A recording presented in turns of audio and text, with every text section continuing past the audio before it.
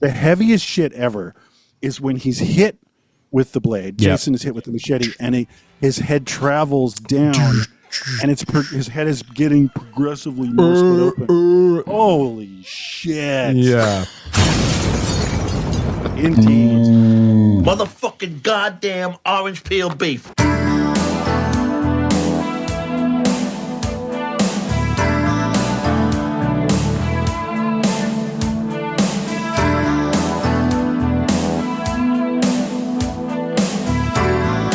All right, everybody. It's one fucking hour time. You know, the show where we talk about one goddamn movie, and we have just one fucking hour to do it. I'm Evan Husney, and we're joined here, of course, on the left. We got Big T, Tom Fitzgerald. Tom, what's going on, man? How are you? Welcome back. I'm just hanging on the darkest side of the night, yo. Yeah, absolutely. For the heads. Yeah, for the heads. And to the right, we got back here Mr. Marcus Herring. Marcus, what's going on, man? How are you? It's Friday. Every time we watch one of these movies, that song will be playing in my head the whole time, actually. Yikes. Yeah, and what are we doing tonight? Well, first off, we have to address the elephant in the room. We're a little late with our One Fucking Tober episode here because it ain't October as much as we still wish it was. But it is the finale episode. We are talking about, Tom, what are we doing here tonight? What the hell is this? Episode 119. Well, ironically, you were saying, what is this show? It's one movie for 1 hour. And this is going to be 8 movies for an hour. That's right. It's all pretty similar. Fucking hard math. Yeah, you know? exactly. We're nuts. We're going for it. And I guess we decided we're kind of coining one fucking franchise here. It's a sort of a boom as a subgenre. And specifically, we're going to be doing, we're going to be walking through Friday the 13th movies, not the Jason ones. Maybe we'll do the Jasons later, but these are the Friday the 13th, 1 through 8, 1980 to 1989, the 80s essentially, and just walk through it with our own unique perspective. That's right.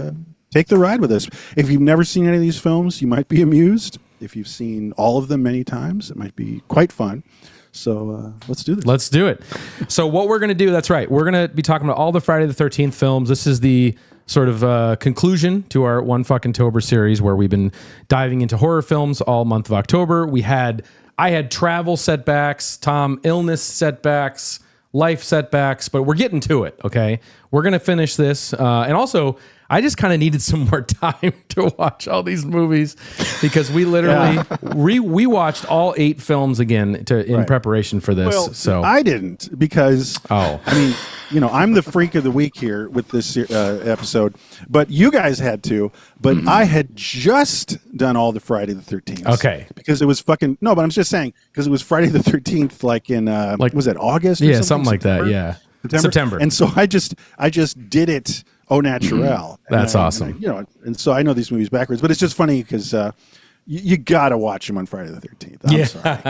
You got to crack one open in the morning. Take the ride. Yeah, so we're going to get into that. So strap in. We're going to talk about all 8 Friday the 13th films. Of course, as Tom mentioned, not the Jason films, just the Friday films. Under the 1 hour clock rule. But before we do that, just want to give a quick shout out to the One Fucking Hour Patreon. Patreon.com/one fucking hour is where you can sign up for just $5 a month. Gets you instant access to all of our bonus material, all of our bonus eps, our feature-length audio commentary tracks. You get 24-hour early access to all the shows before everybody else. So that's a big perk. So thanks to everyone who signed up already. And if you want to support us, but you also want to keep your content on YouTube, you can also click, if you're watching us on YouTube, click our membership you can click our account homepage, find the join button, click that, and become a Momen of the channel as well. So we appreciate your support. Thanks everybody who signed up. And fuck yeah. All right, are you guys ready to get into this or what? Should we do this?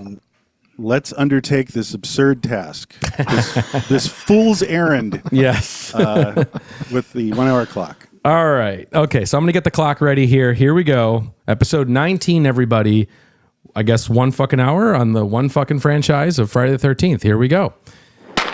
All right, I'm not gonna bother with a synopsis on any of these, so I think we should just, for the sake of the clock, and we should just get right into it. So we're gonna go film by film tonight. So let's start with the first one. Obviously, Tom, very unique entry because it's there's no Jason in this film. Of course, the killer in this film is actually Jason's mother, which to me, just to start this thing off, is I hadn't seen a lot of these films in a long time, but when you know the twist and you know the ending, it's kind of a whodunit film, and it's Jason's mom at the end, and you watch it again, you're seeing all these first person, scary shots of a killer hiding behind a tree and all that stuff.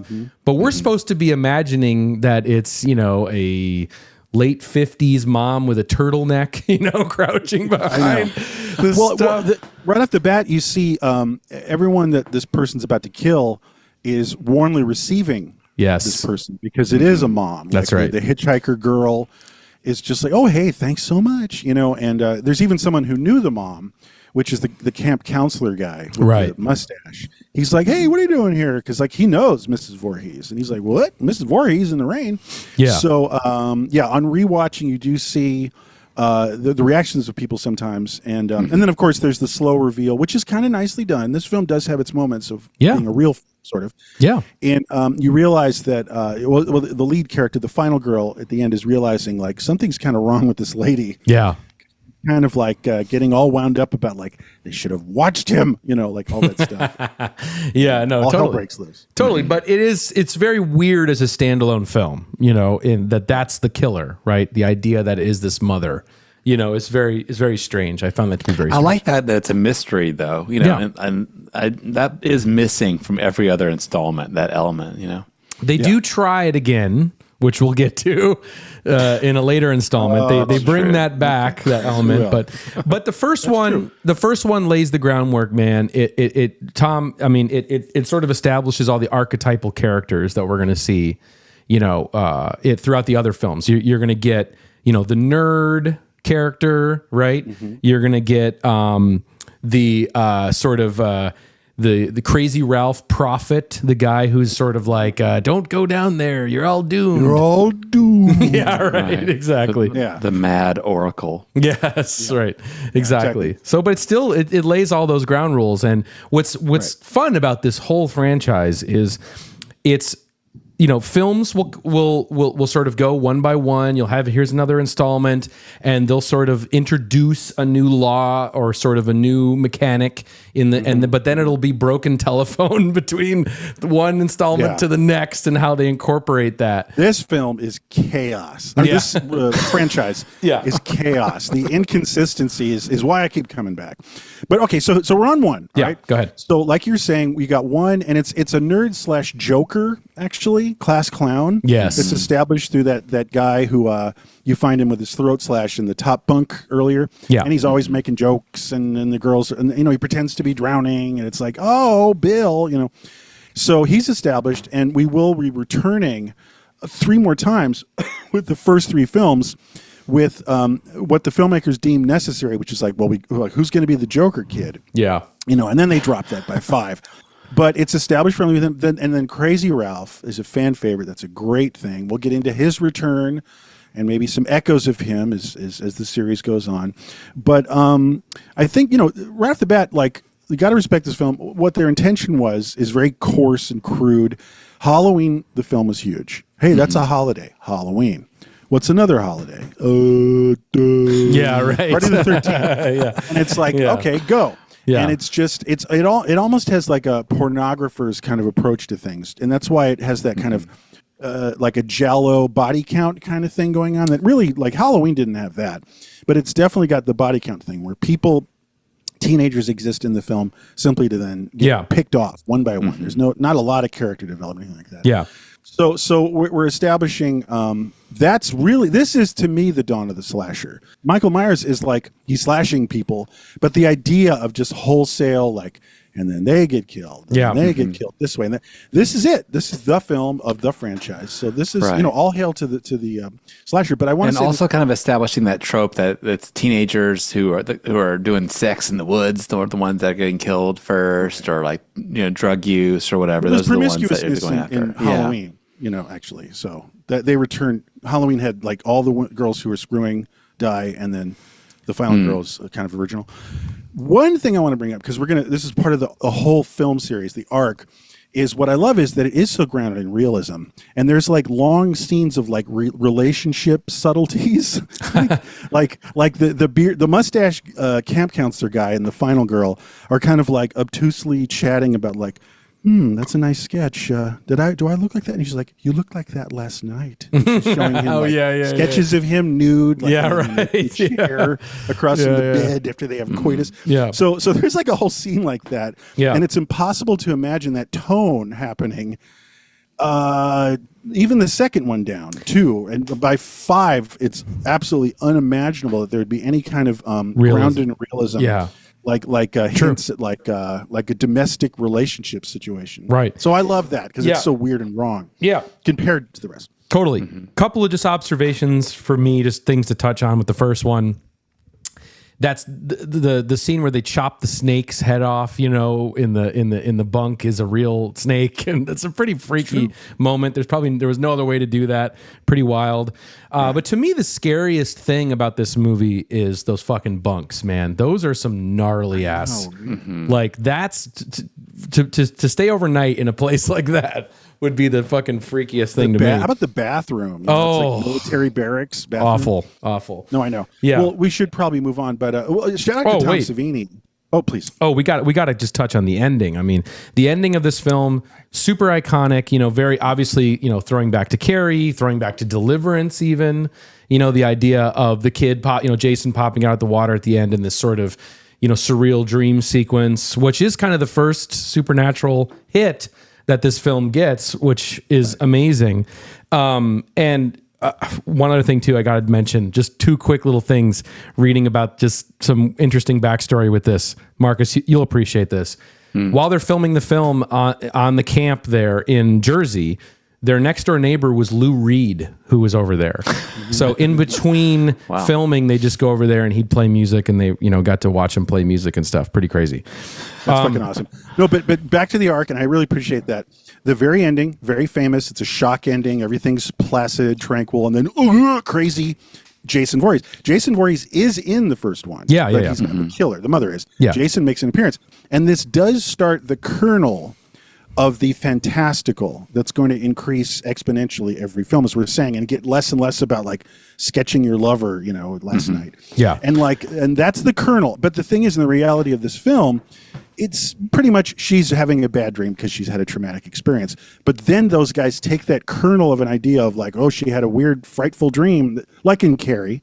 Yeah. And then they just extrapolate that, and it's like he's there, he's an adult, he's alive, he's killing, it's just like, and then we get to where we're going. Yeah. Yeah. So we move on to where we're going? Oh, well, sure. Can I touch on the music real quick? Just because the music's such a big part of it too, and that the sort of refrain that I didn't realize. I always thought it was chi chi chi, but the guy who did the soundtrack, his name escapes me right now. Manfredini was influenced by Jaws and wanted to give like a theme for like the sort of a real simple refrain that would indicate the killer.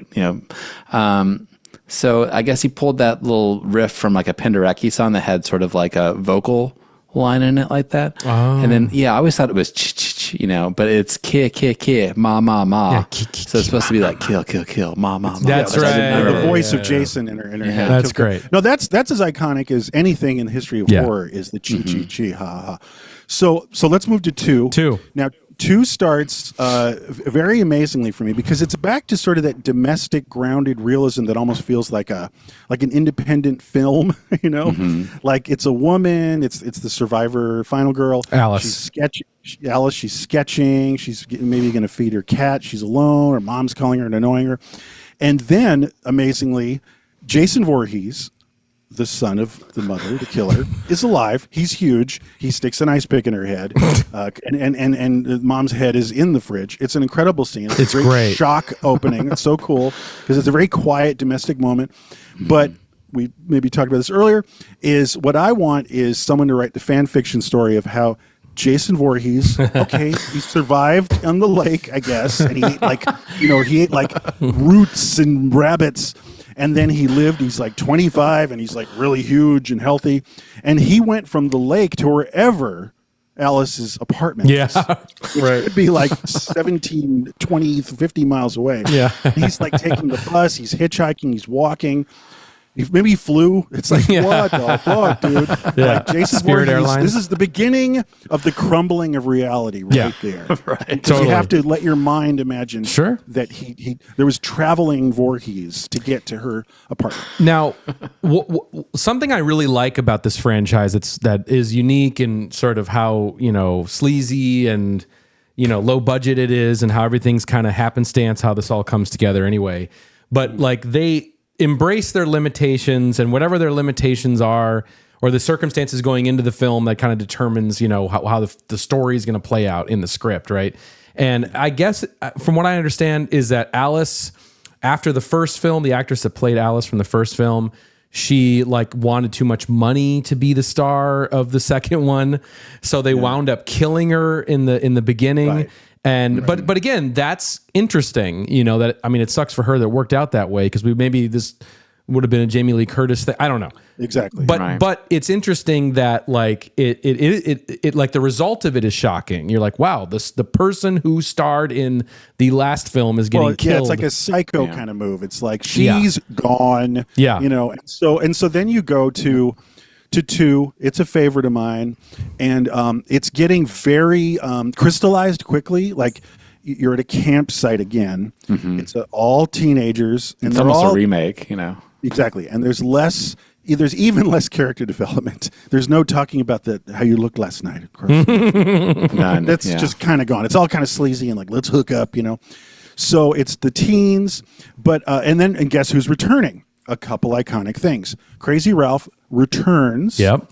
He is garroted. He gets a ghetto smile. Yeah. Yeah. Right, which is actually kind of shocking to me. It's like, dude, that's cold. It kills Crazy Ralph. Like Jason Voorhees is like, I got to get Crazy Ralph out of here. Because the otherwise is killing the teenagers. Right. The thing is, his impetus is I must kill the teenagers who are the kind of people who left me to die. Yeah. Because they were humping. But fucking Crazy Ralph's the beginning of like rando person. Yeah, because that does happen plenty in the series. So, but then another thing that comes back is the class clownish guy. Sure. MVP Ted. I love Ted. Mm-hmm. He looks ridiculous because the first clown just looks like a guy, But Ted looks very silly. Yes. And he's playing like gangly Pong, like portable Pong on his little handheld thing. And so he's very silly. But I want to point out something like something idiosyncratic with this one. Is there's a lot of kids in this camp. Like just about everybody dies in the first one, right? Yeah. Except the final girl. This is a big camp. There's a lot of people. And like the majority lives because at least the majority goes to have a beer at this country western bar, which is all great. That's the good scenes. All good Ted's stuff. Getting drunk and like coming on to a girl and stuff. Coming on to the waitress. Yeah. So most of them, including Ted doesn't buy it. For instance, like the class clown guy doesn't die here. So all these kids simply survive because they went to get a beer, and some of the kids get killed, which is a really strange distinction. Usually it just flattens the whole village, basically. It's just a slaughterhouse. But in this one, like 70% of the people live. It's true. Yeah, it's very odd. And Ted lives, bitch.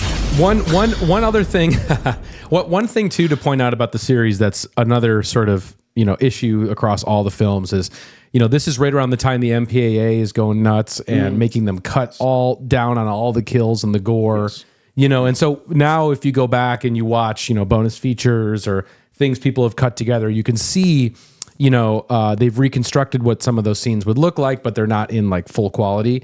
And I think, correct me if I'm wrong, but Alice's death scene in the beginning where she gets the ice pick in the head, I think the full gag was supposed to be the ice pick in the head and then like out the nose. Like it goes wow. it's really crazy looking. That's crazy. Yeah, it's like I mean, no, you're absolutely right. This is like I think that the MPAA just kind of ignored the first one because it was the first one. Nobody really expected much of the first one, but it was a huge hit. It was amazing. Yeah, exactly. But so everybody had eyes on it, kind of, because it was a lot of people, a lot of kids were going to see it and everything. Yeah, and it was the beginning of the hysteria. And yes, a lot of it's cut down. Like the famous scene, which is stolen from a Giallo, Mario Bava, right? Is the couple are humping, and he runs a spear through both their naked bodies, and that would have been much more visceral and simply gory, but.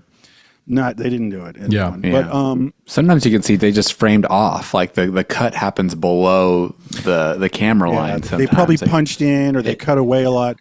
It's a lot less gory than you expect on the rewatch. But that said, I've talked about this with another F-13 head.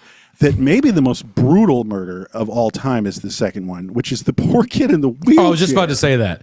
Who's very nice. Oh my God. He gets a machete. It's very Dawn of the Dead. He gets a machete right across his face, and he's like, "Ugh!" And then you see the chair go. The chair goes down the stairs, and then it does a weird thing. It goes down the stairs, and then it punches in. Yeah. No, it freeze frames and punches in the freeze frame. It's like, nice touch, guys. It's that is the most visceral, brutal, visceral. And he's kill. very nice, and he's very nice. He seems like a really nice guy. Yeah, and they he's got a bad problem, No, he does, and then there's like people are very insensitive. Like, well, we're gonna go upstairs and have sex now. You stay here with your wheelchair, right. It's he was gonna hook up with that girl who's nice to him, right, and then she's horribly murdered too. Yeah, Friday the 13th, everybody. Yeah. So, yes, couple things. Just want to point out like that scene. I can't remember. I think her name is Amy when she's under the bed hiding, and then there's that rat that comes up to her, and then it's just a pool of urine that comes out from under the bed. Like, crazy. Whoa, it's pretty crazy. That's pretty crazy. Obviously, at the end when we're seeing the altar to the mom is pretty cool looking. That was pretty badass, pretty metal. You get to see Jason's shed. Yeah. And and you know what, we're talking about final girls, like I said, the final girl thing kind of like dwindles off, but this is a very strong final girl because it's Amy Steele, the actress, is the final girl, and she's very smart because she just throws on mom's sweater and starts talking about Jason because she's like a psychology student, Yeah. So but just let's stay with like the thread of what's going on here. We've got Jason. Yep. We don't have the hockey mask. No hockey mask yet. So he's wearing the burlap sack, like the mentally deficient, like a village idiot guy, like the classic burlap sack with the rope around it and the like one eye hole. Yeah. Right, exactly. And that's taken, I think, from The Town That Dreaded Sundown. Of course, yes. Yeah. Right. Of course. So the thing is, but what I'm going to say is like, that wouldn't have really clicked. It's not that great. It's not that iconic compared to what his look is going to be very soon. Right. So, and they stumbled. Yeah, there you go. And they did stumble on like really like the top 3 iconic horror look of all time. Yeah. But in the first time of Jason attacking is like kind of like it's kind of half-assed and derivative. Yeah. And also they do, and this is the beginning of like cheap repeats where I call them like negative space shocks. Because the shot is framed and it's like they're hugging, like we survived it. This guy Jason's gone, but like weirdly the frame of the shot has like this big open dead space of like this big window. And it's like it's so crude and silly. Yeah, it's like negative space. Great stuff for it. Yeah, it's just like, and then it's like he comes out, and that shock, and it actually is timed very nicely because it's like, oh, the puppy's still at the door he lived, and then he goes, and it's super slow motion. Good stuff. And you get to look at his face. His face is horrific. It is. Like the sack isn't that great, but it ends really well. Yeah. One of the little things is she survives and it's clear, but you never see what happens to her boyfriend. You're like not quite sure. Like the ending is actually very confusing ambiguous. Because I guess they're saying again like they had a dream. Right. I guess that's the inference. I don't know. I think you're right. But Ted lives. That's all that matters. All right. So before we move on to part 3, just one thing I wanted to mention that I didn't before. For further reading, I did watch a couple of the behind the scenes docs on these films, and Alice, the final girl from the first one, she got some notoriety after the first one, and apparently she had like a real life stalker that like stalked her and like put a gun to her head. And it's crazy fucking story for further reading. So yeah, that's the other reason she was like, I'm out of here. Yeah, tap out of this whole thing. Right. For further reading. I think that's 2. Yeah, we should get to 3. Jason's journey, the irreality it was really starting to ramp up compared to it's exponential. It's so unlike the rest of 1, but it's not as broad and crazy as it's going to get, even with the next one. Yeah, so should we move to 3? Because he's alive. He's a living, breathing person. Yeah, but he's also surviving things like because it seems like she really did him, in his shed, like that he's like all hacked up. Yeah, right. Like he's fine. He's like back on his feet and back to killing. Right. So 3. So let's get into it. Friday the 13th Part 3 in 3D, of course, the big gimmick film. Big 3D revival starting to happen around this time. Crazy that these guys were inspired by Comin' At Ya, that film, the sort of Comin' At Ya. That was the revival of 3D then. I have a long history with that fucking movie, which I'll talk about at some point, but go ahead. I'd love to hear that. Yeah. Personal anecdote. So 3 comes out. I'm a kid. Yep. It was me, and I shouldn't have been let in the theater. I was 12 or something. And then the rest of it was like 16 and 17-year-old kids. And I'm watching 3. We all got our glasses. Wow. And I swear to God, every single one of us, because I was in the back, I was laying back, every single one of us ducked our heads, everyone, packed theater. That's awesome. Ducked their heads under, like on cue, like just organically. It was like a work of nature. It just went whoosh, down below the seat when the guy's eyeball popped. Oh, yeah. Shot out at you. That was wow. Exactly. People were hooting, hollering, yelling. It was wild. It was one of the funnest times I've ever had in a theater. It was out of control, dude. So good. Now, just another thing. The absurdity is really ramping up here. This is my personal favorite, 3. The absurdity is ramping up because it starts with a disco theme song. Oh, killer. It's incredible. I own the 12-inch vinyl. And it just shows you that they want to have like a party. Like what I'm realizing is that it's another thread of this franchise is they're kind of tracking their demographic. Yeah. You know what I mean? And it was college students and general people and high school kids who were seeing the first 2. But this was like, you know what? Hey, man, people drink beer and get stoned and watch Friday the 13th. Yeah. So let's have like stoners. And, like, there's a lot of like getting high and stoned and fucked up. Yeah. So everyone's... Yeah, everyone's getting loaded. You got the stoners, and if you catch it in the right shot, I can't remember where in the film it is, but I definitely pointed a Dark Side of the Moon bumper sticker somewhere in the van. They're all hot boxing in the beginning of the film, and then of course, the cops are coming to pull us over. We got to eat all of our weed, man. Which is stolen from Groove Tube. Yeah, right. See, we're dealing with a franchise where they just steal shit. Yeah, right. It is Turkish films. That is taken from the Groove Tube. Yeah, that's so good. Richard Belzer. But let's wait.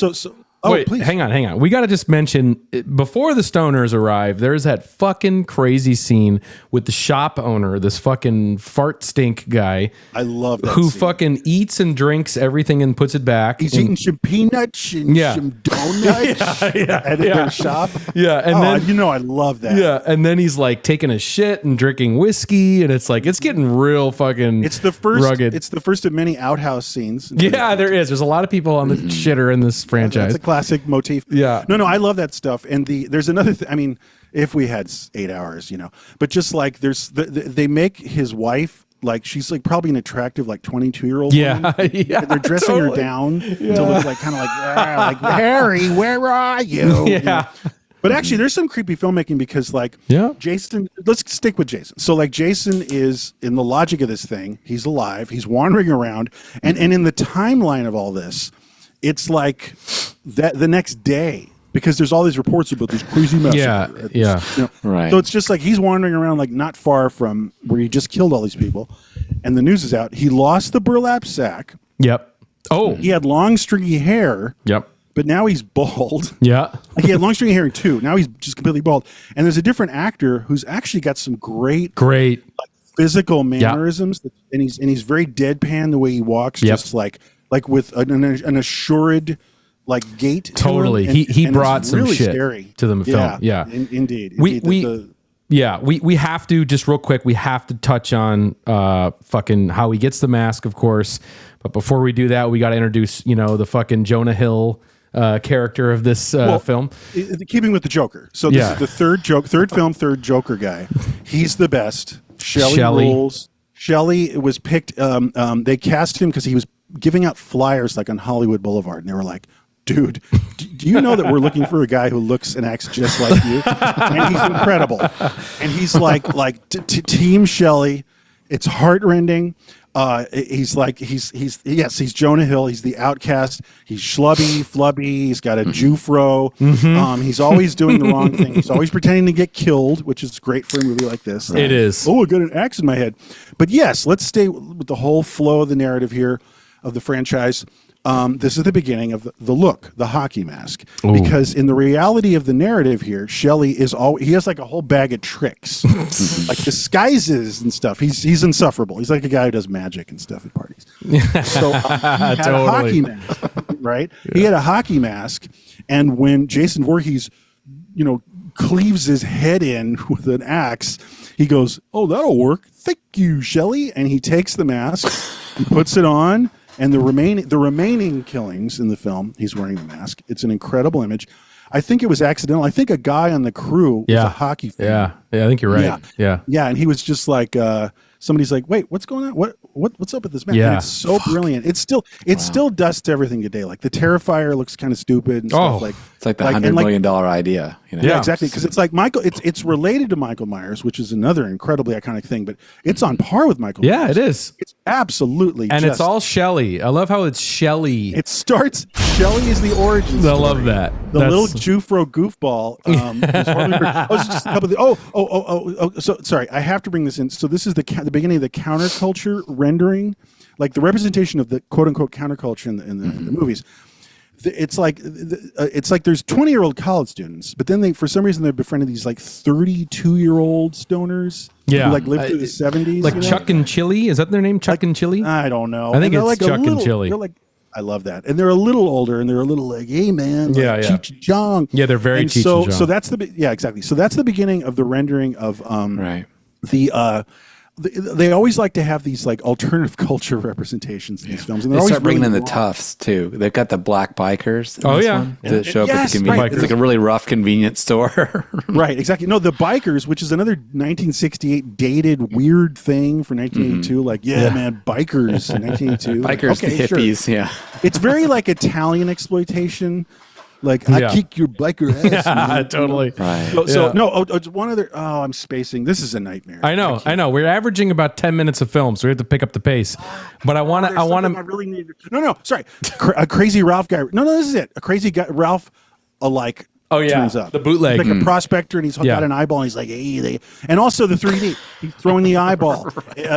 Popcorn's popping in your eyes. Like a yo-yo is going right into your face. Yeah. So they make use of the 3D, which makes everything just so inherently absurd. Yeah. Right. It adds to the fun. No, it's cool. And from what I remember, back in the day of those 3D movies in the 80s, I think you would get the glasses like with the Sunday paper or something. They'd come in the newspaper or something, which is so cool. I love that. And from what I understand too, like it costs so much money to re-equip 3D into all the projectors of that time. Yeah, it was very hard. Like, it was like $10 million, some shit like that. Well, and filming was very logistically a problem. One other little thing. I think it hurts the sort of the longevity of the film too, because this one feels a little soft. Well, I was just going to say, it kind of looks like shit. It has a certain look to it, like it's literally dirty. Absolutely, because it's these low budget assholes trying to make like a big real 3D production, but it's like kind of like half-assed. Again, kind of like foreign third world looking. Yeah. Like it looks very like murky. It looks weird. It looks cool. Evan's favorite kill, of course, in this film is the guy walking on his hands getting sliced from asshole to appetite. Brutal. It's great. Love that. And of course, eyeball for me. The eyeball's amazing. The eyeball's incredible. I mean, this is of course. And it's also just kind of fun that Shelly, gets mortally wounded, but then nobody believes him. That's fun. Like Shelly, give me a break. Yeah, right. But by the MVP on the kills here is that woman getting the hot poker right through her, the hippie woman. Oh yeah, because it's hot red before it hits her, and then it's like cold and gray. That's very weird. Yeah, very weird. Disgusting. Also, Friday the 13th lore too. Some decisions they didn't go with all the decisions that they were going to make. There's some things after they filmed it, they're like, yeah, maybe we shouldn't do that. I guess he was supposed to be raping all the women or something. Jesus. Did you know that? Well, I think what you might be getting at is that I think he was. We don't have time for this. Like, Well, the final girl in this one has a backstory because she encountered him. Let's not. It's too. It's Okay, too, further reading. that would we be don't have time. weird because one of the hallmarks of this series is like just this almost no motive, just kill. I know it's like fake kind of a vaguely revenge thing, but like it's no sex motive. But I think that's what you're referring almost, to. That they did get this sort of sideways thing that they kind of abandoned. They're quickly, like, that's not a good idea. It's Let's not just do that. her memory of having an encounter with him. That's what it was. Exactly. Okay. Right. Anyway. Okay. 4. All right. So number 4, here we are. This is kind of the big one, man. The final chapter. Big star power. Of course, you got you got Corey. You got Crispin. You got Corey Feldman Glover. Yeah. That's right. Crispin Hellion Glover. Now the thing is, so 4 is the peak of all this in popularity, and it's like because he's 100%. This is funny. It took 4 films. He's 100% masked finally. Yes. 4. You know what I mean? For instance, and like I was saying about demographics, like now they're realizing like kind of like our biggest fans of these movies, guys, is like 12-year-olds. So then you get that thing. They always do that in franchises where they have the identity. They like reassess. Yeah. Yeah, and it's like, no, it's 12-year-olds. Yeah. Not it's college students, it's stoners, but high schoolers, but it's like it's actually mainly 12-year-old kids. Right. So then that's your 12-year-old kid that you identify with, the Corey Feldman character, who's into, guess what, horror movies. Yeah. So and then the nerd returns just to keep the through line going. It's more or less the final nerd. The final nerd. The final nerd, and it's a great one, and it's an then unknown Crispin Glover. Yeah. It's great, and he's befriending the Last American Virgin guy who we love here. Right. And he's like, Tad, I just want to get laid, Tad. Yeah, right. Right. It's like, because the thing is, Crispin's smart and cool, and he's like, I know I'm supposed to be an annoying nerd. He's doing a great job at it. But he actually does it's like get Revenge laid. of the Nerds was happening right then. Sure. All that shit. Yeah, all that shit. And how about the marketing too? Like the fucking poster. This is like the sickest poster. That sort of still life of, the knife going through the mask and the blood. It looks like a fucking Megadeth album cover. It's awesome. Sure. It's great. They nail it. And then you mentioned the film also has Lawrence Monason, who was from, Last American Virgin. Shout out in the archives. We did that film. And Mask. That's right. It's our triple dip on. He's another big stoner. Yeah. That's his sort of character. Which is amazing because in his interview on the DVD or whatever, talking about the movie, I guess he wanted to go super method for that scene. So he got really fucking high. Oh, I love it. In real life for that fucking scene. But he was so paranoid and freaked out that he couldn't even follow the direction of the director. And like, it was really just too good. So cool. That's a great tidbit. Now, can I just actually, we're not always talking about like the violence and the killings in these films, but this one has some stuff that are my favorite set pieces. I saw this in a theater too, by the way. Yeah. And I was older, and like we were with girls in the mall, and it was like it was the first experience I had of like, oh, you go with girls, and they get scared and they hold on to you, and I was like, holy shit, this is awesome. So it was this one 4. No, but what got me when I saw it in the theater was the way he pushes the guy's face in the shower. Oh, I know, I love it. That is ouch. Yeah. That was the That's most violent Savini, thing I've right? seen. Didn't Savini come back for this one? Yes, I think Savini came back because there's some brava violence. In this there film. is. There's also yeah. Well, okay. There's that. There's the shower thing. There's also incredible stunts in this film too that I was noticing. I think at like the ultimate final showdown in the film when she gets kicked through that window and she falls off the banister or the deck onto the ground. No, like it's a 2-story. That's a crazy stunt. It looks amazing. It looks incredible. It did really mature. Like the filmmaking really matured by this one, and like it's lit better, it's shot better. It's got, like you mentioned, it's got actual stars in it that you can like watch that aren't just complete nobodies who you forget about. Well, and it's also not jokey, like we're saying. Like there's like even just with the third one is very camp. Yeah, but this actually is pretty downbeat. And it's cool. Like you're supposed to get scared. But I will say, just because I'm trying to keep these through lines going, back to the counterculture oddball representation. In the beginning of the film is one of my favorites. It's almost like a Mr. Show skit where there's like this woman who's supposed to be a hippie. It's 1984, and there's, a hippie hitchhiking. And she has short hair. She doesn't look like a hippie. She has a sign that says like peace and love with like flowers. And then when you don't pick her up, it turns around and goes, screw you. And so she's like, oh, no one's picking up the hippie here in the side of the road. So she starts eating a banana. And then Jason Voorhees comes in and fucking stabs and the banana's shaking like the banana. No, she's squeezing the banana. And it's like, what am I looking at? That's like weird. The banana eating hippie. It's so weird. like Mexican television. And anyway, that's more of that counterculture. What the fuck stuff? You know? Right. Isn't it a little bit of them like killing the counterculture? Like it is a reactionary against like the liberal 70s, right? I mean, these movies in a way, I'm not saying intentional, but like I think that's like in the air, in the culture, pushing back on that. It's the middle of the Reagan era. It's like hippies are silly. People are doing drugs and having sex is like dangerous, you know? Maybe. I mean, isn't that like it's an interpretation, perhaps? Yeah. So we're bleeding time. Well, Any real last quick, we got to mention on 4. Yeah, just the weird sort of interesting story choice, because each of these Friday films kind of give up on plot at a certain point, like the hour mark, or whatever. But it's interesting in this that the idea of Corey Feldman's character to sort of cut his hair and become Tommy Jarvis. Tommy Jarvis, we're gonna get to. This is really the Tommy Jarvis franchise.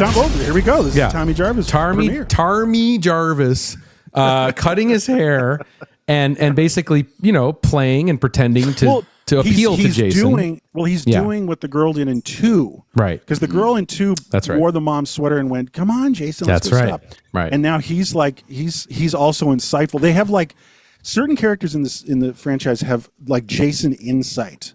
Yeah. And Tommy Jarvis has because he's reading all these like news articles and he's like, I know, I get Jason. Yeah. And so it's like Jason, and he runs out, and it's a very weird look. Yes. 12-year-old boy with crazy shaved head. That was called in the punk rock days. Sometimes punk rockers didn't do mohawks; they just made their hair crazy and patches of it's like chemo. Yeah, well, it was called a cancer cut. Right, cancer cut. There that was you go. the name of the hairstyle. So he had a cancer cut. He's 12. He's pudgy, and he's like, and it has. And I got back to the gore. And you're right. It's Tom Savini's back. It's great. The heaviest shit ever is when he's hit with the blade. Yep. Jason is hit with the machete, and his head travels down, and his head is getting progressively more split open. Holy shit! Yeah. Indeed. So 4, top notch. Couple little side notes. No, everyone doesn't understand. Did the dog commit suicide by jumping out the window? I don't know. It's an open question. Open question. Yeah. Open question. Many have wondered, like, what happened to the dog? I thought he was going to try to save them or something, but he never comes back. Never comes back. That's another fan fiction book that could be written. Okay, let's get to number 5 because we're bleeding time. So here's the classic thing. From what is it called? Like from the clutches of success. Yes. Like whatever that term is, I'm spacing on it because I'm panicking about lack of time. But it's like or grabbing defeat from the jaws of success. Or whatever that term is. Well, real quick, was 4 supposed to be the end? Did they plan on it being the end? Yeah. I believe it was, and then they're like, well, should we do another one? It was a big hit. I think 4 was a big hit. They still make money. They all every movie makes more money. Yeah, of course. Right. So. With this film, again, it's like, casting problems. They wanted to get Corey to come back, as 5. They wanted him to come back to do Tommy Jarvis again. And he wasn't available because now he's starting to do, Spielberg stuff, and his career is really taken off at this point. Right. So, but they did get him for the opening, of course. Mm-hmm. He always complains, they never paid me. Yeah, right. But it worked. I'm not surprised. Classic Corey. Yeah, classic Corey. We got to mention, too, the director of Savage Streets. And if you look into the making of Part 5, this guy sounded like a real piece of work. No. It's like fucking pizzeria cocaine binge freak out. It's total Goomba, mob money, like coke fiends. Like, and there's coke in 5. Yeah. So here's what I'm trying to say. Again, the arc of all this, because we're talking about like one long movie. 4 is the peak, the triumph. And then, of course, like so many things. Well, it's kind of like how your band is like the greatest album ever. Yeah. And then the next album's like, what the fuck happened? You know, so you're here. 5, very problematic. I guess there's practical reasons. They could do whatever they want because this is such a chaotic narrative thread.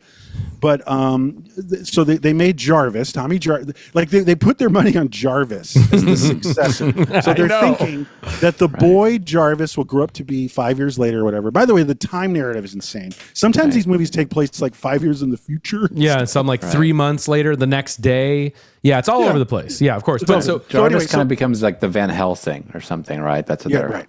Sure. Right. Yeah. Exactly. So the intention is, with or without Corey, is what I'm saying. Yeah. A young man, like 5 years later, is in a health facility because he's mentally ill with all these other troubled kids, and you're supposed to think like, oh, maybe he's the heir to Jason because the film is agreeing and the audiences are agreeing. Jason truly is dead. There's a little grave. Yeah. He's rotting because his head was split in half. We all saw it in 4. Yeah. So he's gone.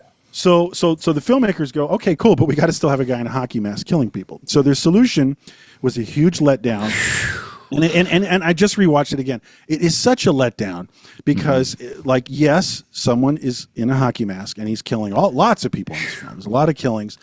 Then at the very end, it's so lame because it's the ambulance driver. It's the ambulance driver who takes the kid away. By the way, there's a slight return to the awkward Joker goof fatso kind of like there's a little bit of a reprise of Shelliness of the chocolate bar chomping Candy bar guy who's suddenly I got more for you here who's suddenly axe murdered. That is stolen from Don't Look in the Basement. Oh, Don't Look in the Basement is a scene where a mental hospital doctors with all these patients and some guy's cutting wood and he's saying, Bobby, go in there and do your chores. And then he's like, hitting the axe and he's getting, yelled at by the psychiatrist. Yeah. And then he just goes, look, and he just hit. So that's that whole set piece with that weird hillbilly family, whatever the fuck they're supposed to be. Oh, well, there's that. This whole film is, this is where things are getting really destroyed, in terms of just, like what the fuck? Say that again. Well, you know what? Okay. Yes, the hillbilly thing. This has always repelled me. Every time I watch this film, I always realize there's so little of the horrible hillbilly mom and the horrible hillbilly son. I always think it's like half an hour of the film, like a third, but it's really like short. It's just so bad that it dominates the bad feeling of this film. Yeah. And I really hate it. I fast forwarded. I cannot hang with it. Wade's eating the soup. I'm so happy when they die. But what I'm getting at is like usually this franchise is so cheap and just so derivative. What are they riffing on? Like, oh, it's 1985 and like everybody's fucking getting. It's like Mama's Family. Like, it seems like the most like it seems like the most mean spirited, cynical entry in the whole thing. And of course, this film, and the fact that obviously the ending is what it is. That it's the ambulance driver. It's crazy, and just the attitude. You have to pause to figure out, like, who is that guy? Yeah, I know. The guy you saw for 1 minute, second. Like No, it's a wild misfire, and it's like I'm surprised it didn't kill the whole franchise right there. Well, that's the thing. This is the kind of franchise now we're here all these years later, but this was kind of the beginning-ish, the first times of audience feedback really informing the franchise. So they got a lot of pushback. From the fans. They were like, don't you ever not have Jason. Yeah, I think it affected the box office on the next one because it took time to like build back trust even. Yes, exactly. And real quick before we move on out of 5, got a quick 1 fucking hour reference I caught in 5 where the woman looks at herself in the mirror and says, "It's showtime," and does the whole all the jazz routine. Right. Nice. Pretty weird reference there too. No, but this film is particularly sleazy. It's very violent. There's a lot of nudity, and it's also the beginning of because we're losing a lot of things. The class clown's basically gone and stuff. But like one thing that's beginning to really start to happen at 5 is the comical beauty of characters get introduced just so they can immediately get killed. Yeah, right. And that really accelerates in 6. It's like the turnaround gets shorter and shorter. It's like, okay, the here's black a couple in the van. Like here's a couple driving a car, and it's like, oh, dead. What's going on? Where's the map? And it's like killed. It's just like they exist to die. It's almost like a slaughterhouse. Yeah. Like the cow is born and bred to be killed. Right. It's beginning. Totally. And it peaks at 6. Totally. Yeah, for sure. All right. should we get to 6? We ready to move on? 6? I bet we left a lot on the table with 5. We did. We didn't even talk about how the guy was eating there's an enchiladas in the van. Oh, I know, and had to but shit. Actually, there's more like goofy counterculture. The homeboy, the brother who looks like he's Electric Boogaloo. Yes. You know? Right. He's like breakdancing look. You know? So I there's know. that. Okay. Yeah, totally. All right, so 6. Let's get to 6 real quick before we do. The director of 6, I got to shout this out. He did this amazing made-for-TV movie about mental illness, amazing in air quotes, with starring Valerie Bertinelli called Murder of Innocence. Oh, yeah. Unbelievable that this guy did this and also did Jason or Friday 6. This is Valerie Bertinelli like smearing mustard on walls and stuff. You should definitely see it. Wow. Check it out. Anyway, love her. So 6, Jason Lives. This is kind of rebooting the franchise a little bit. So it's like course correction time. Yeah, course correction time. And they decide to double because they have to figure out, like the producer and everything. They have to figure out like, what are we doing now? Because 4, like we were saying before, is pretty downbeat and serious actually. Like even compared to the previous. Yeah, one, for sure. Especially 3. So then 5's just a misfire. And then 6, it's like they double down on the camp quality of it. Yeah, because he's become a real. This is like the time when Jason's sitting on Arsenio Hall's couch around that time. You know? Yeah, and there's like rap is sampling the chi ha. It's like it's like it's very iconic. Yeah, zeitgeist. And so they decide to kind of like play into that where it's like. Right. It's in evidence where the film starts with an aping of the James Bond graphic. Love it. Where Jason Voorhees is James Bond and he's like, dun dun instead of shooting you with a gun. Yeah. The iris. It's he's great. like throwing him. It's well executed too. I think that the tone of this one's a little bit set by just the time period too, right? There was like sort of a general trend in this era of like horror movies getting a little bit goofier, a little bit more self-referential, like Nightmare on Elm Street Part 4, Reanimator, Return of the Living Dead, and you know, no, totally, But I mean, it's also just not taking itself very seriously, but there's stunt casting right at the beginning, like a Horseshack from Welcome Back, Kotter, is in the beginning, and you see his because the goof is like, hey man, let's get some guy from Welcome Back, Kotter, and have his chest punched so hard that he's like his heart's in Jason's hand. That's like killing Barney the dinosaur in a movie. Exactly. You know, but no, it's like let's cut Screech's head off. Yeah, right. Yeah, and so this movie, obviously, Tommy. I know, but this is Jarvis. I was going to say, hey, we got Tommy Jarvis time. He's in the, so this is the third bite at the Jarvis apple. It's amazing. There's so much Jarvis. So much Jarvis. Right so in the middle he comes back and, we forgot to mention, God damn it, at the end of 5. Whatever. At the end of 5, it's really alluded to the fact that it's supposed to be Jarvis is now going to be Jason. He's going to inherit the Jason gene and be the next Jason. Yes, this helps us to get to 6. So but that's fine. Can I spell it out this way? This is the Jarvis journey, and it's only it's only 3 bites of the apple. So he's introduced. He's Corey Feldman. He's scarred by the real Jason. He kills Jason. He's scarred mentally. Yeah.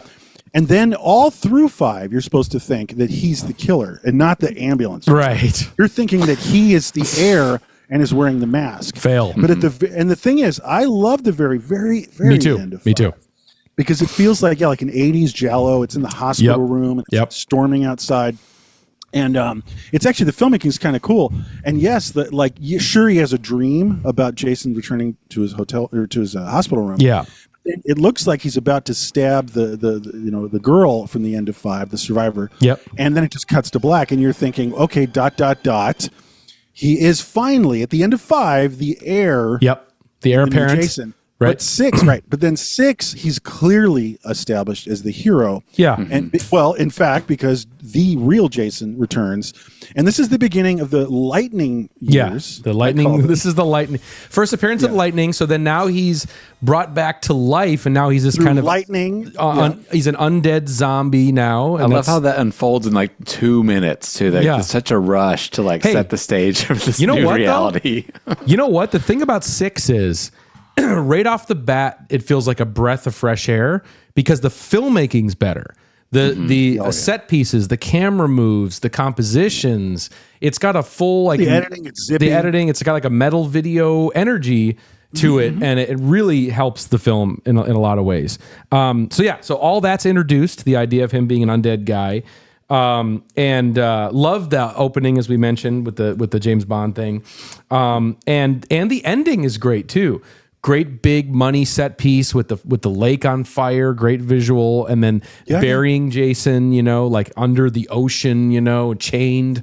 That's cool. Yeah, that's great. No, it's a great look, and but then through the film, we're talking about the kills, and like I was saying earlier, I was preluding to this of the beginning of the introduction of a character just so that they could be killed. Yeah, and this film is like it's a camp thing. It's so broad that they knew it. It's like.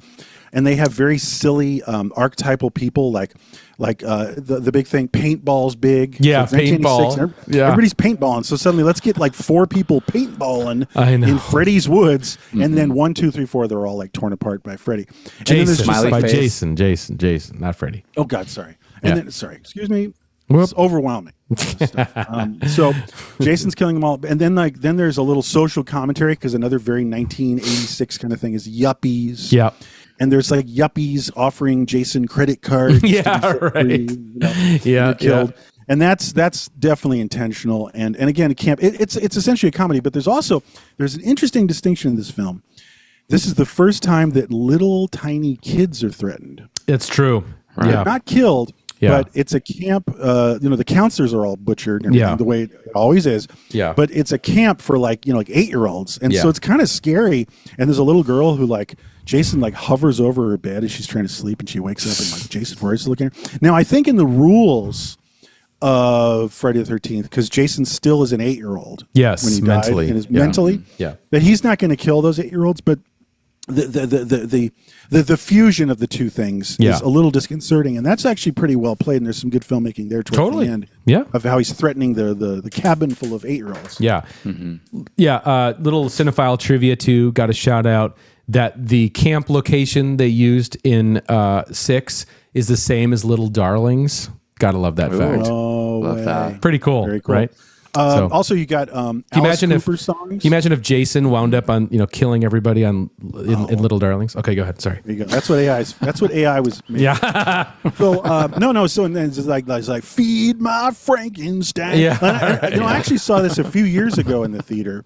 This movie, we were talking about how it kind of works and everything, and it's like really fun. It is very fun, and it kind of rocks. Yeah, it does. And like when he kills Court, who's one of my favorite victims. Yep.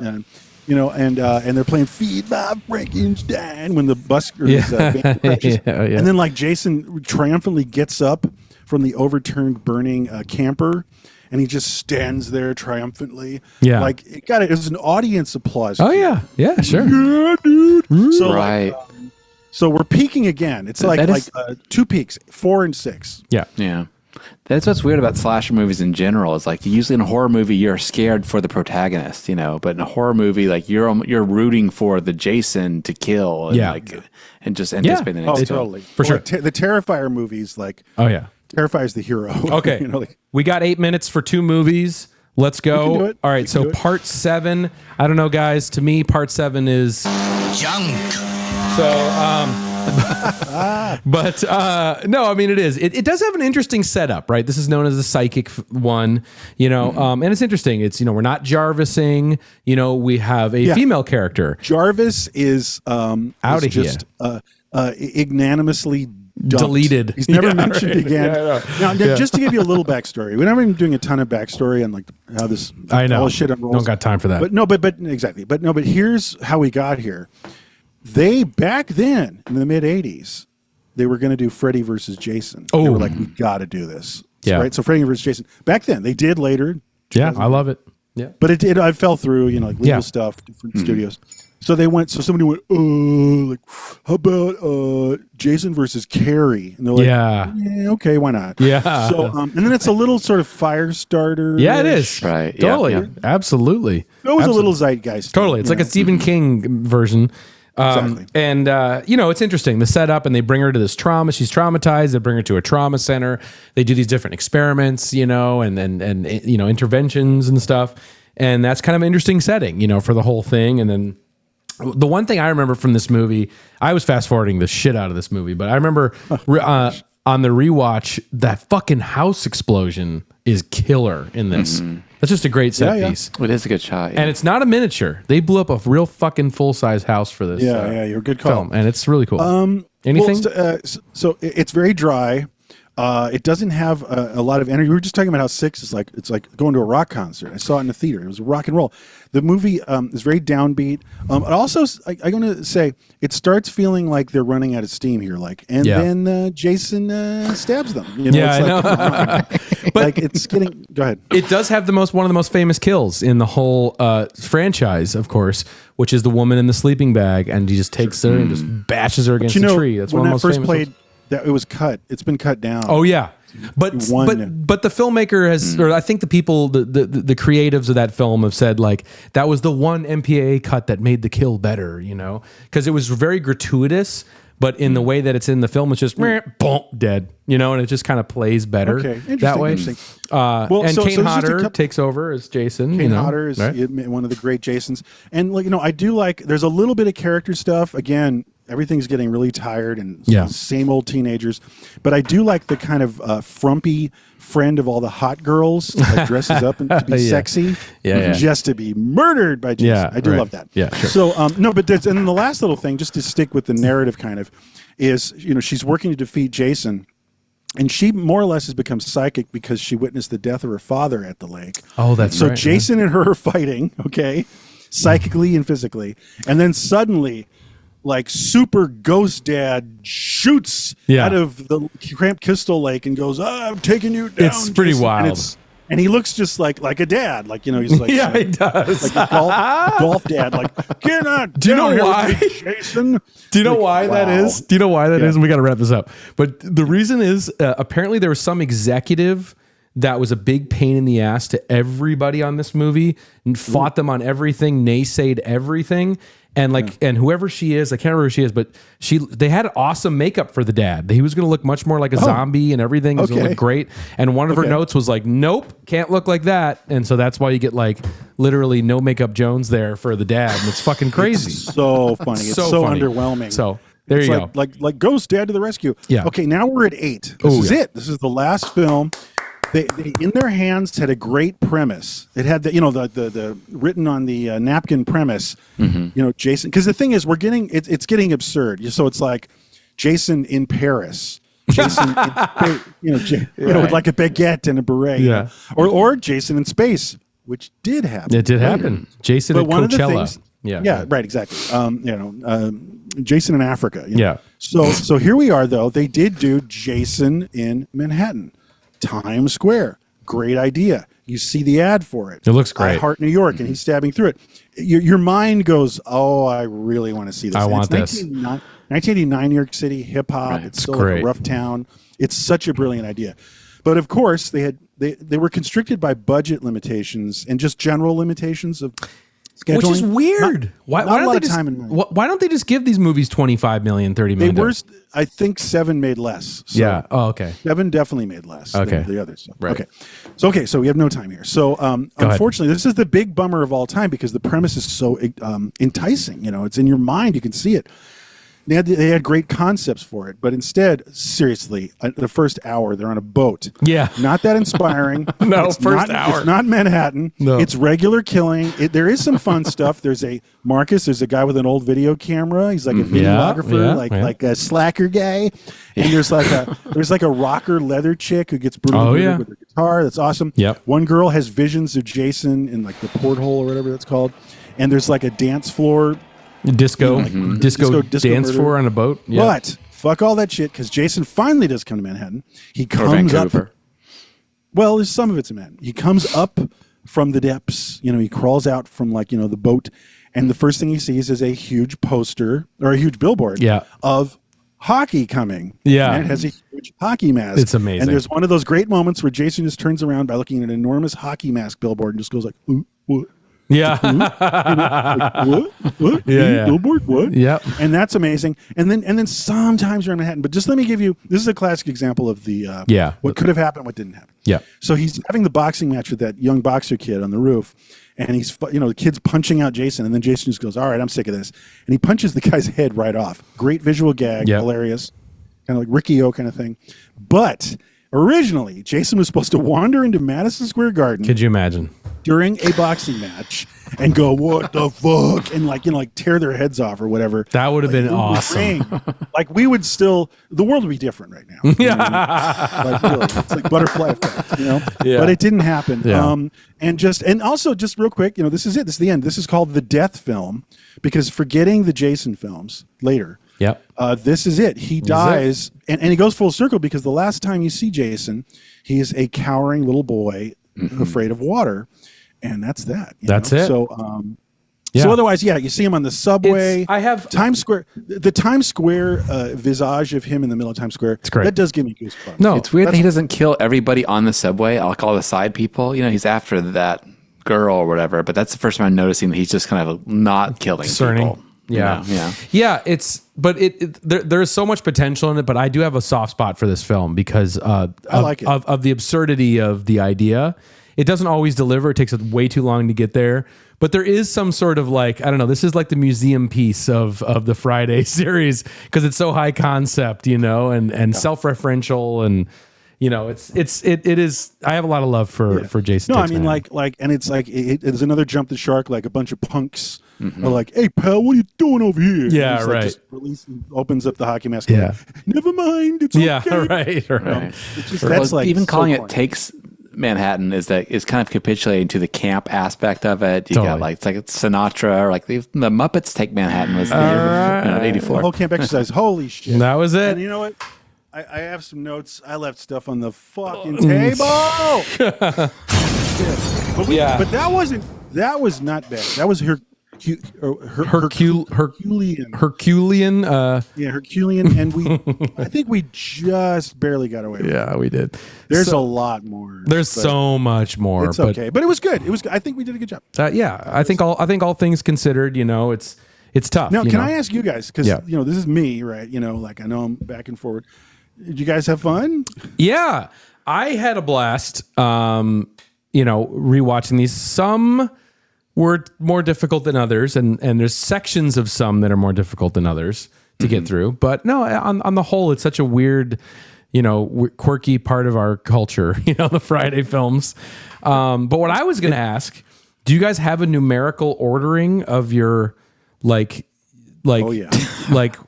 What are you, like a 3, 1, 2? I'm like going to sleep and I'm like, What are you? I What don't are you? usually do rankings, but I'm all day ranking on this. one. Okay, what are you? A 3, 1, guess I could 2, go. 4. Hold on. So shut up. Okay. So it's like 3. Well, I got to think of it. 3, 1, 2, Wow. 4, 6, 8, 5, 7. Wow. That's pretty good. I think I would probably be 4, 1, 2, 6, 3, 8, 5, 7. I think that's me. Okay, Damn. yeah. This is Wow. pretty controversial with you and 3. That's that's just the big difference between you and I on that. I know. You have, I know. You're a big 3 guy. So I want to let you have sort of 3. I'm gonna, I mean, 4 is my favorite. Marcus, do you have a numerical? I think just watching them all and the experience, it ran a gamut of emotions, rewatching some, seeing some for the first time new, but, when I'm on 1, I'm like, this is so much fun. And then 2, it's like kind of getting like, oh, this is the same thing. And then 3, there's some that I'm just like, God, I do not like this. I was getting angry at some points, And then 4 comes back in and I'm like which okay, one? good. We got some star power. I'm liking this. 4 is like a peak for me. And then like 5 is so, it feels like a bad like TV show or something. bad. And then like Filmmaking's not good. Yeah. Yeah. You know what? and then the rest of them are almost all slogs until he fucking lands in Vancouver, and then I'm like, okay, now Party on. Even he's- 6? yeah. You like 6? You don't like 6? Too much for you? Yeah, 6 is okay. It's funny, but it's a little too goof. For It me, is pretty goof. You know what? I'm going to revise mine Oh shit. because I think it's 4. I'm going to do 4, 1, 3, 2. Thank you. I'm gonna do 4, 1, 3, 2. Yeah, 4, 1, 3, 2. Okay. My iPhone. I lock already screen. missed I already missed this fucking the hour. franchise. Okay. So there we go. We did all the Friday films, so we don't have to do any more. That's it. And let's hear your rankings. This is the big ranking. Sure. Comment below. Comment below with how do you rank the 8 Friday the 13th films? We want to find out. All right, so that's it, and of course that is the end of One fucking Tober. That puts another Tober in the books for us, and of course we're going to be moving on to bigger and better things. Let's talk about next week, because we're out of the horror genre now for a while, and we're going to get into some stuff here for November. I'm excited to get back to just a real chunky gem of the 70s, like in its own context. We haven't done a 70s film in what feels like a year. No, it's been a long time, and something again without like inside of an idea. Yeah, this is a free flowing. This has just been on the list of films we've wanted to cover forever.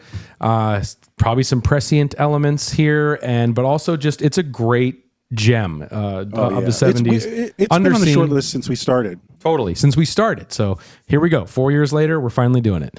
What are we talking about? We're talking about 1970s Joe.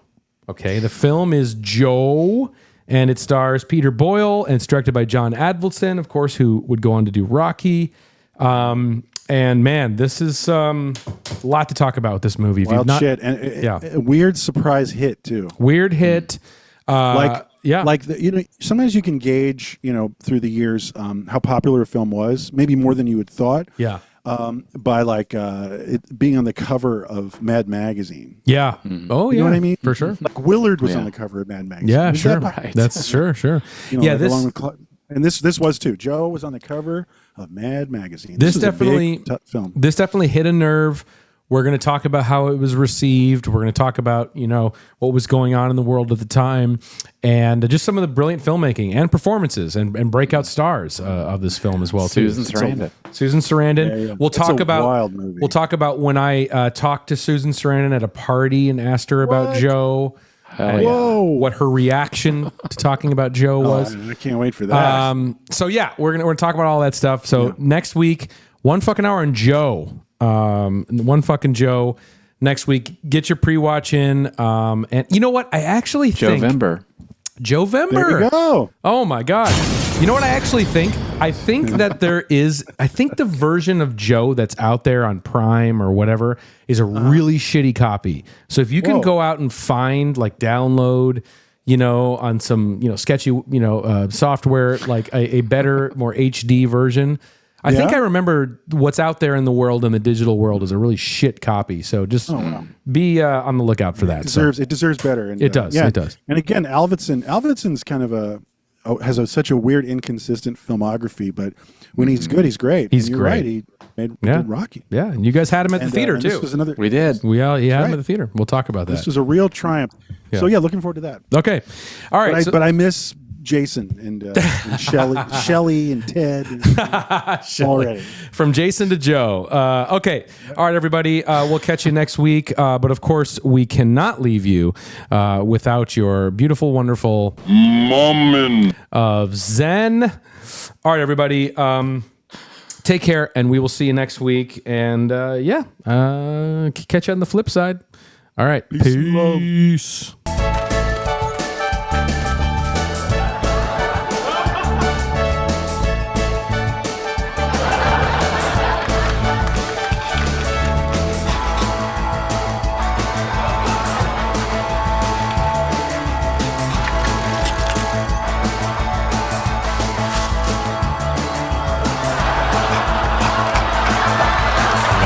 Motherfucking goddamn orange peel beef.